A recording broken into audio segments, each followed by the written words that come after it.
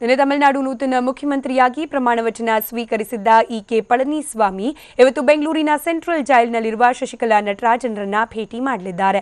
CM ಆದ ಬಳಿಕ ಇದೇ ಮೊದಲ ಬಾರಿಗೆ ಪಳನಿಸ್ವಾಮಿ ಜೈಲಿನಲ್ಲಿರುವ ಚಿನ್ನಮ್ಮರನ್ನ ಭೇಟಿಯಾಗಲಿದ್ದಾರೆ. ನಾಳೆ ಬಹುಮತ ಸಾಬೀತುಪಡಿಸುವ ನಿಟ್ಟಿನಲ್ಲಿ ಶಶಿಕಲಾ ಜೊತೆ ಚರ್ಚೆ ನಡೆಸಲಿದ್ದಾರೆ. ಇನ್ನು ಪಳನಿಸ್ವಾಮಿ ಜೊತೆಗೆ ಪಕ್ಷದ ಹಲವು ಮುಖಂಡರು ಪರಪ್ಪನ ಅಗ್ರಹಾರ ಜೈಲಿಗೆ ಆಗಮಿಸುವ ಸಾಧ್ಯತೆ ಇದೆ ಅಂತ ತಿಳಿದು ಬಂದಿದೆ.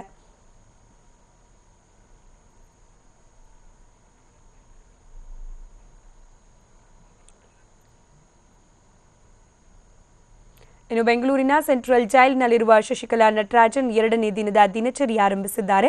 ಬೆಳಗ್ಗೆ 6 ಗಂಟೆಗೆ ನಿದ್ದೆಯಿಂದ ಎದ್ದ ಚಿನ್ನಮ್ಮ ವಿಕೆ ಶಶಿಕಲಾ 6:30ರವರೆಗೂ ಯೋಗ ಮಾಡಿದ್ರು.